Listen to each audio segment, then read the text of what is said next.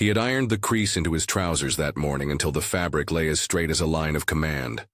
The brass on his shoulders caught the early light. His shoes were polished to a mirror. After 23 years in naval aviation, Collins Jake moved with the quiet precision of someone whose uniform had been earned, not bought. He filled the tank of his sedan at a neighborhood gas station he'd visited 100 times. Routine, ordinary, a small errand between missions and family life. The scene looked ordinary until it didn't. A patrol car rolled up. A white officer in a department uniform stepped out and walked toward Collins while his body-worn camera recorded. The camera's view would later become the clearest witness to what followed. Questions, doubt, escalation. What the footage captured in real time would travel far beyond that corner of asphalt, sparking outrage, a flood of uploads and shares, and a conversation about who is believed in public spaces. He was in uniform. He produced his military ID. He told the officer who he was and where he served. But recognition did not follow. Instead, the encounter turned on the officer's suspicion. The officer began asking if the uniform was real, suggesting the possibility of impersonation. The questions came in a tone that, according to bystanders and the recorded audio, carried an edge of incredulity that many who watched later described as racially coded. Language and gestures that treated Collins's appearance and status as something to be verified rather than accepted. That initial exchange is what makes the footage so striking. Here was a man with decades of service, medals and rank, standing in full uniform, needing to prove that he belonged to the very institution those symbols represented. Have you ever felt that look? The one that counts you out before your credentials can speak? The body cam captured it, and so did a bystander's phone, held up from across the pump by a young man who later said he filmed to make sure there was a record. If this account matters to you, stay with the full story, and consider subscribing for more reporting like this. There's more to see, and the record matters. The officer's questions shifted from routine verification to accusation. Witnesses later described the tone as escalating from suspicious to confrontational. Collins remained calm, hands visible, voice steady. He placed his identification on the roof of his car and explained his assignment, the base he reported to, his years of service. The body cam shows him repeating information, patient and steady. The officer continued to press, asking where he had earned certain qualifications, whether he had identification that matched his uniform, whether anyone else was with him to confirm his story. The camera picks up an exchange of clipped sentences, fuel pumps hissing in the background. The distant hum of traffic, a woman at a nearby pump watching with a hand over her mouth. At some point, the officer said the word that changed everything: impersonation. To accuse someone wearing a uniform of pretending to be someone they are is not a mild question at a gas pump. It's an allegation that carries legal weight. The officer reached for his handcuffs. Collins asked for the chance to call someone from the Navy, standard procedure for service members questioned in public, or to call a family member. He dialed his superior officer, Rear Admiral Thomas Quinn, and put the phone to his ear. The call lasted under a minute. On the recording, you can hear Collins give his name, his station, and a brief explanation of his situation. The voice on the other end was measured. Then, within a handful of minutes, an official motorcade arrived. Black sedans pulling up in formation, officers in dress blues stepping out. The arrival was swift and unmistakable. The presence of higher command flipped the scene's balance of power in a way that cameras would later capture in stark detail. When the higher-ranking naval officers stepped onto the pavement, the dynamic altered. Bystanders recorded as uniformed Navy personnel approached the officer, identified Collins, and asserted that he was a commander in good standing. Police supervisors arrived and, after reviewing the footage and speaking to the naval officers, moved to detain the patrol officer whose initial actions had sparked the altercation. In the body cam footage, the very officer who had been positioning himself to place handcuffs on Collins is later seen being placed in cuffs by responding officers. That reversal, an officer accused and then detained, was the moment the footage combined with public outrage made the incident national news. Within hours, copies of the recordings were online. Viewers around the country watched a decorated black naval officer almost handcuffed while pumping gas. The bystander who had filmed uploaded his clip. The gas station attendant gave a recorded statement. The woman at the neighboring pump described her shock. Journalists began calling for comment. The Navy released a brief statement affirming Collins's service and expressing concern that one of their own had been subjected to a suspicious and aggressive questioning despite presenting clear credentials. Local law enforcement acknowledged that the officer's actions were under review. What happened next unfolded in two tracks: the immediate administrative response and the broader public reckoning. Internally, the department launched an investigation into the officer's conduct, and municipal officials said they would review the use of force and racial bias policies in light of the footage. Per the initial reports and the transcription of events, the officer was charged with abuse of power and alleged civil rights violations. Those reports are cited in coverage that followed the incident and should be verified through court records and official statements. Verify. Editors and legal teams flagged certain claims for confirmation, particularly any later statements about conviction or sentencing that appeared in informal reporting. For the purposes of public record, what is concretely documented on video, the questioning, the request to call a superior, the appearance of senior naval command, the detention of the officer, remains central. Even as investigations were announced, what had already circulated online did something important. It provided an evidence trail. The body cam recording and the civilian phone video functioned as different kinds of testimony, one from within the police operation, another from the street. Together they showed a sequence: approach, suspicion, accusation, attempted restraint, a call for confirmation, reinforcements arriving, and then the officer being taken into custody by other law enforcement personnel. The presence of witnesses, people who saw the scene from 3 angles, gave the footage social weight. None of that negated the need for a fair process, but it did change the way the public read the encounter. Observers watched for cues during those minutes. The officer's questions, the phrasing he used, the way he inspected the ID.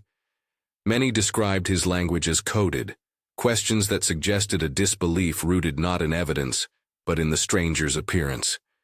It is important to say explicitly that the footage reveals behavior that can reasonably be read as racially charged. The officer's incredulity at a black man in full naval dress is not simply a misunderstanding. It taps into a pattern of suspicion many black Americans know too well. Yet we must also be precise in our language. While the exchange contains racially charged elements, attributing motive, declaring a psychological diagnosis, or declaring anyone's character beyond the evidence would exceed what the recording alone can prove. There is another layer to this story: the unequal protection that surfaced in the aftermath. Collins had a cell phone, a chain of command to call, and high-ranking officers able to arrive quickly. He had decades of service that others might not. Not everyone stops at a gas station and can summon an admiral. Not everyone has a bystander willing to record or an attendant willing to step forward. The incident exposed how access to accountability is uneven. The footage itself only becomes meaningful when it is supported by witnesses, by institutional authority, or by viral dissemination on social platforms. As the news spread, reaction was immediate and intense. Social media threads filled with anger and disbelief. Commentators and civil rights advocates called for transparent investigations and reforms to training and oversight. Members of Collins's community, former shipmates, neighbors, colleagues, posted messages of support and solidarity, emphasizing his record of service and leadership. Local civil rights organizations used the case to argue for stronger protections against racial profiling, more rigorous review of use of force incidents, and better mechanisms for civilian oversight. The police department's leadership issued a statement acknowledging the complaint and promising a full review. The Navy confirmed Collins's status and said they were cooperating with civilian investigators. These institutional responses were, by some accounts, swift.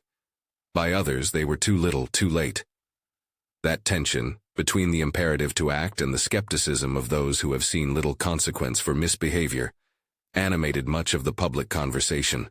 Legal experts who reviewed the footage in real time emphasized that video evidence can be powerful, but is not always determinative.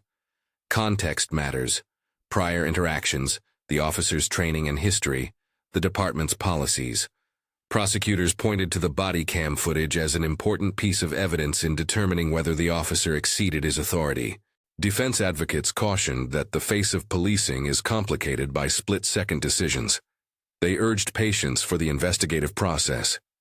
In the weeks that followed, court filings and charges reported by news outlets, some of which later appeared in official documents, began to populate the public record. Again, some of those reports require verification against official court records. Verify. The safest, most responsible way to state such outcomes in public reporting is to cite official filings, or to phrase them as reported or alleged until legal findings are final.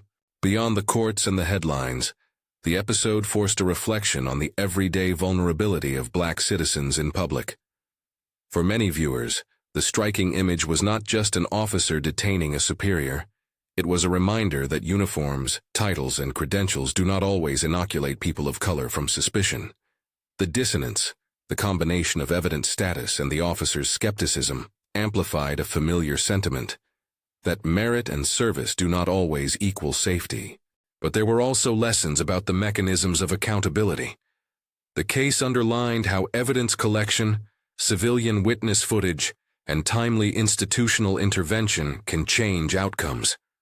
When Collins called his superior, he invoked a chain of command that moved quickly. When bystanders recorded and uploaded their clips, they created a public record that helped shape the narrative. When the naval officers arrived and vouched for Collins, they introduced a different kind of authority. In other words, documentation and allyship mattered in real time. Those elements point toward practical steps advocates and communities often propose.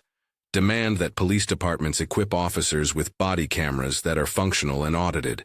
Support laws that protect civilian recording of police activity.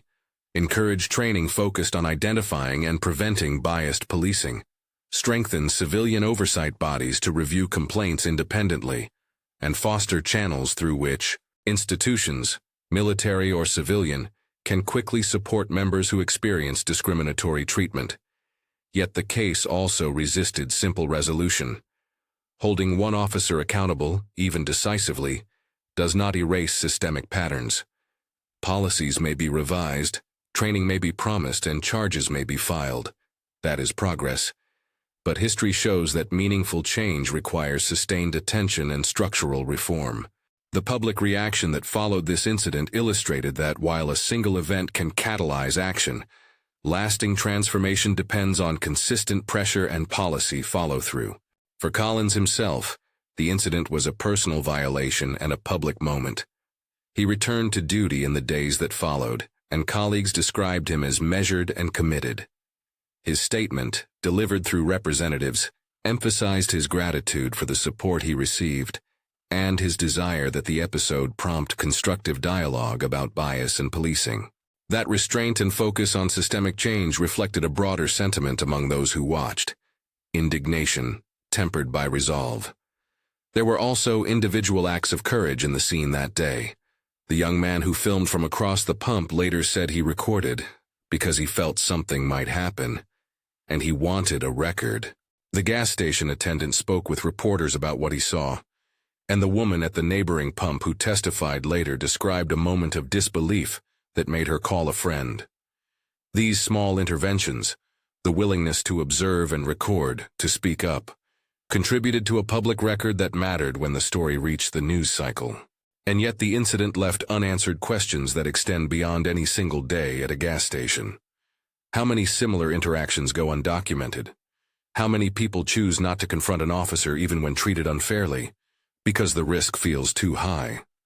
How do we create systems that make it safer to live and to be seen as who you say you are?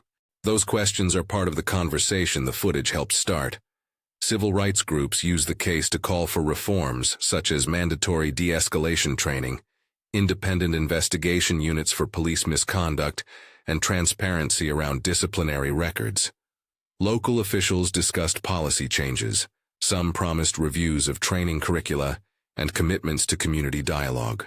Whether those promises translate into durable change is an unresolved piece of the story, something activists and citizens alike said they would be watching. Media coverage also raised another issue: the role of narrative framing. Some outlets foregrounded the dramatic reversal of the arrest that never fully completed. Others emphasized the legal and administrative consequences for the officer. Across platforms, journalists wrestled with how to balance the need for urgent reporting with the obligation to verify legal claims and to avoid inflaming tensions. Responsible reporting required repeating only what could be substantiated and marking allegations that needed confirmation, verify. In communities across the country, viewers connected this incident to a pattern, an accumulation of moments in which ordinary activities like shopping, waiting for a bus, or buying gas become fraught for people of color. For many, the footage was not an anomaly, but one more piece of evidence that suspicion often attaches to black bodies in public spaces. For others, it was a wake-up call to realities they had not personally encountered. The footage had a pedagogical effect. It taught by showing, and it forced audiences to confront an uncomfortable question. How does society protect the dignity and safety of citizens who are publicly serving their country, while also ensuring fair treatment from law enforcement? Advocates used the moment to push for specific protections. They argued for ensuring that body-worn cameras are activated and that footage is retained, for legal protections that guarantee the right to record on-duty officers, for civilian review boards with subpoena power, and for standardized protocols to evaluate complaints of racial bias. Policymakers and police chiefs in public remarks raised the need for clear training on implicit bias and for accountability mechanisms that are timely and transparent. Many cautioned against expecting overnight transformation. Change, they argued, is incremental and requires persistent oversight. There were also legal and ethical debates about how evidence should be used. Some criminal justice scholars pointed out that video can both illuminate and obscure. Camera angles, audio quality, and context can all shape perception. They urged careful reconstruction of events and warned against relying solely on viral traction to determine guilt or innocence.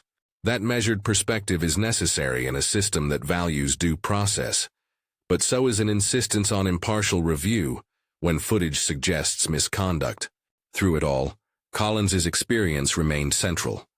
He continued to serve, speaking when asked about the need for broader understanding and training. He did not ask for personal retribution.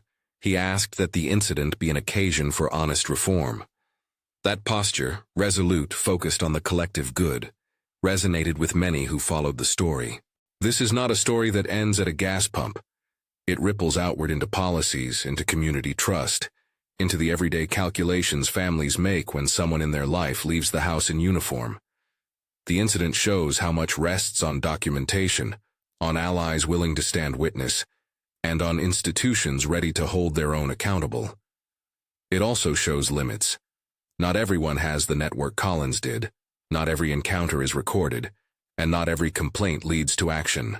As the weeks passed, public attention shifted to institutional processes, the internal affairs investigation, the municipal review, the possibility of criminal proceedings reported by some outlets, verify. Community groups continued to organize, hosting forums that brought police leaders and residents into conversation, demanding transparent timelines and concrete policy commitments. Those dialogues, when genuine and sustained, have power to change culture and practice. But the outcome in any given place rests on many factors: local politics, the will of leadership, and the persistence of community pressure. For viewers, the practical takeaway is twofold. First, when safe to do so, documentation matters. Recordings from multiple devices created a composite record that could be cross-checked. Witnesses who were willing to speak gave the footage context. Second, institutional alliances matter. Collins benefited from a chain of command that responded quickly. Not everyone will have that, which is why pressure for independent oversight and legal protections remains essential. It's also worth reflecting on the emotional effect of watching the footage. Many viewers reported feeling a mix of anger, sorrow, and validation. anger at the unfairness of the encounter, sorrow that such incidents still occur, and validation for those who had experienced similar confrontations. That emotional response fueled civic engagement, calls for local policy change, attendance at public meetings, and sharing of resources on how to file complaints and document encounters. In the months after the incident, the narrative settled into a sober reality. A public incident had forced an examination, some actions were taken, and the broader fight for accountability continued.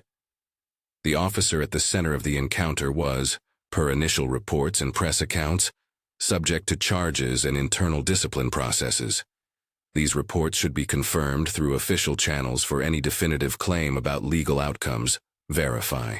The Navy and community leaders called for sustained reforms and for training focused on reducing biased policing. The conversations this case sparked were not limited to a single department, but contributed to a national dialogue about evidence, power, and the everyday experience of people who are too often presumed suspicious. As you watch the footage and read the coverage, remember an essential point. The camera does not absolve us of responsibility. It reveals. The images and audio are tools that can force accountability, but only if communities and institutions use them to insist on transparent processes, fair adjudication, and policy that addresses root causes. This incident showed that when evidence and allies align, power can be challenged. It also showed that those alignments are fragile and unevenly distributed. Collins Jake returned to his duties carrying the scars of the day, but also the resolve of someone who has served through adversity. He spoke of continuing to serve his country, and of hoping the episode would prompt constructive change. The gas station where it happened remained a quiet intersection of ordinary life and extraordinary scrutiny, a reminder that dignity must be defended even in the smallest moments. If this story moved you, consider sharing this account with someone who needs to see it. If you have experienced something similar, leave a respectful comment and help others understand what happened and how you responded. The conversation about bias, accountability, and public safety is not settled by a single video. It is advanced by people who document, speak up, and insist that institutions follow through.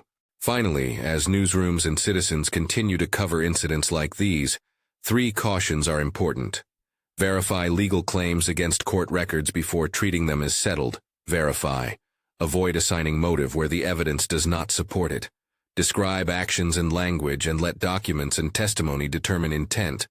And recognize that while a single successful accountability moment is meaningful, it is not a substitute for sustained systemic reform. This was a moment captured on camera. A decorated commander, his uniform, a patrol officer's suspicion, a call for help, and the arrival of senior command that shifted the scene. It became a public moment because people recorded it, and because institutions responded. The incident forces a question we must keep asking. How do we build a society where a uniform, regardless of whose it is met with respect, and where suspicion does not attach automatically to a stranger's appearance? The answer, painfully and plainly, requires more than footage. It requires policy, oversight, training, and, crucially, the willingness of communities and institutions to hold themselves accountable.